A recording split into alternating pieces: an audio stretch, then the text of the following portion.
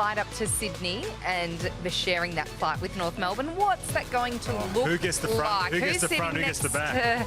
Rhyce Shaw as well. The coaches pairing up. How's it going to work logistically? Yeah, like, it's certainly going to be interesting. I mean, we often bump into different teams at the Virgin Land as you're waiting to fly out, but I've never been on the same flight as another club. It's not ideal, and especially with that team, but we'll just see how we go. Hopefully, we're going to be sitting close to each other because I've got a few little things to ensure just for the trip up. So I've got my. Kevin Sheehy would be so proud. Shots have been fired. Nice. And the marshmallows are flying out here at the moment, Bruce. A few are hitting Kevin, but luckily they're very soft.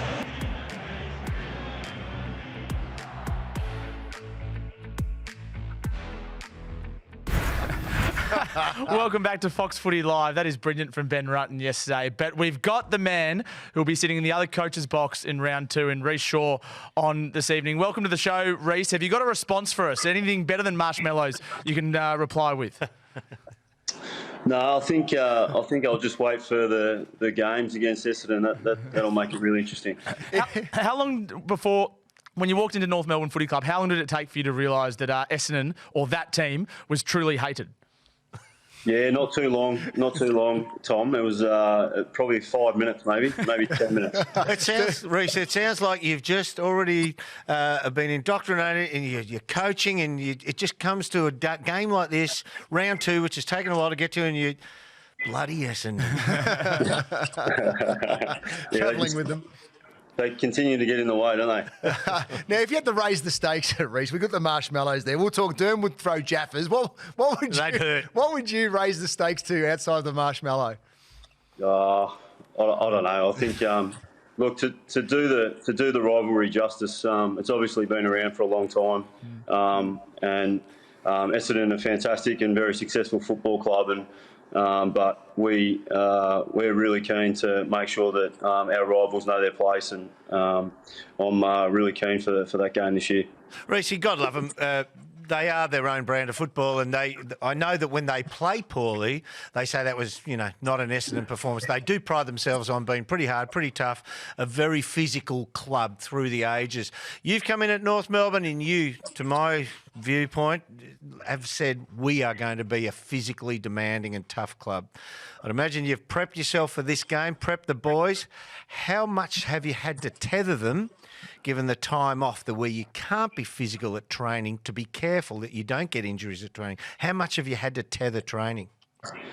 Yeah, it's a really good point, Term. Our style of football, I've been really keen to implement a physical contest style of footy, and our brand, we want that to stack up in finals, and as we all know, finals are a real physical test as well as a mental test. So we're really keen to play our brand of footy as much as we can, and the guys have been really chomping at the bit to get back out there. And our first week, it was really difficult for them. They weren't allowed to get near each other, so that was really hard. And on Monday, when they released the shackles in the small groups, a couple of our coaches were getting a little bit jumpy because they were going pretty hard, the boys. But look, they're really smart. They know they've got to look after each other. It's a real balancing act at the moment between getting that conditioning, that physical contest conditioning, and protecting ourselves and staying injury-free as much as we possibly can. Rhyce, is the full focus on the Giants? Do you just tailor it into that game coming up in round 2, or do you sort of spread it a little bit because you've got a couple of weeks up your sleeve to what you got coming up past the Giants as well?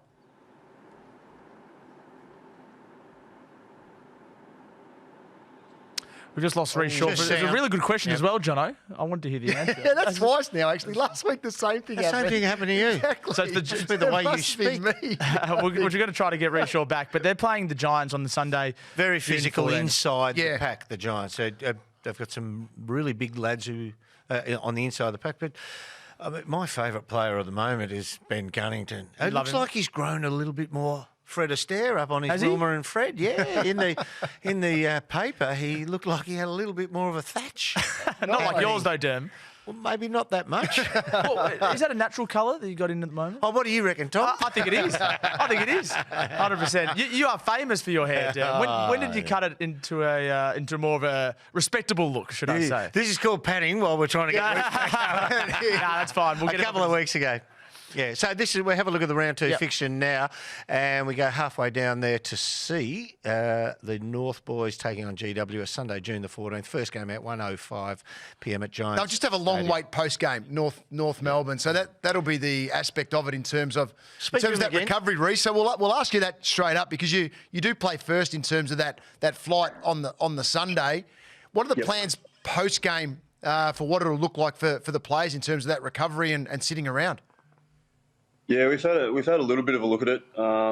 It's interesting, but as I said the other day, we just have to do these things to make sure that our game gets up and going. And I think the AFL have done a great job. And if we have to wait a couple of hours to get a flight back, well, then we'll do that. And I'm more than happy with the way we're going to go about it. It's a chance for our boys to take it easy after the game, get a proper recovery. Get some food into them and really set up our week and look to prepare as best we can for our next game. So it gives us a bit of time to get that recovery right before we get on a plane. So I think that's the way we'll go about it, and it might actually be to our benefit. Rhyce, how many players would you like to have on the bench in round 2?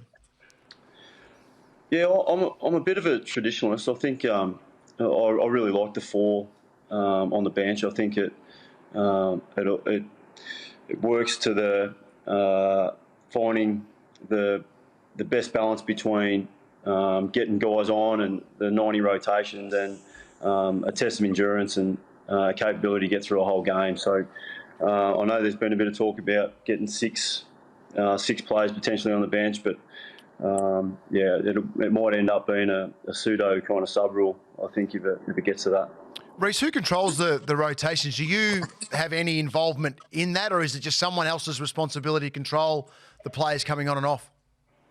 Yeah, we've got a bit of a pre-planned scenario, and we have some changes that we work through. But as the game gets going, obviously we make some changes here and there through the coaches, and we've got some signs we put up as well. So we've got the best of both worlds in that regard. At what stage do you step in then, Rhyce, and you go, nah, he's staying on the ground. There is no way known I'm rotating this player? Well, the old, if he kicks a goal and runs off, if I see that again, no doubt. That'll be music to the ears of a lot of footy fans. You're winning with me right now, Rhyce. I love your thoughts on the aspects of the game and where you see it going. Yeah, I think the game's it's going to be interesting the way it's going to be played, and I think I heard a couple of players talking about the length of the quarters and the way that's going to impact. And I think Lukey Parker from Sydney was talking about that he was pretty comfortable with that, and it did give us there was a sense of urgency, but the timing seemed right, and I think the game flowed really well, and I was really happy with the way we performed in that shorter version of the game, and I'm really pleased with the way the game looks at the moment. Rhyce, there's been a bit of levity over who will sit where on the plane, but obviously the coach will speak to the doctor. I mean, in all seriousness, who's going to sit up the bigger end, the pointy end, the pointy end at the bigger seats? Who are you going to give them to? Well, all I worry about is the North Melbourne team, and we'll be a really tight knit unit, so we'll be sitting pretty close together. I love it, Rhyce. Very diplomatic answer. Very, very much so. You weren't sitting on the fence before, mate. Now you're starting to sit on the fence. You're starting to worry me a little bit now. But of the players, they returned to training. Was there one in your mind that you sort of looked at and went, yeah, he's looking good. He's come out of this isolation period pretty sharp. Well, we set our players a bit of a task. We had a pretty good March series, and then leading into round 1, we played some pretty good footy and got going in the second half. Whereas St Kilda they jumped the blocks and played really well in that first half against us. And we set our guys a task that we wanted to come back better. We wanted to see improvement in everyone. We wanted to make sure that everyone was ready. And we've been really pleased with the way the players have come back, and I couldn't be more happy with the way they've returned, and their attitude since returning has been spot on. So I'm really happy with how it's all going, and there's been some guys that are flying around, which is great.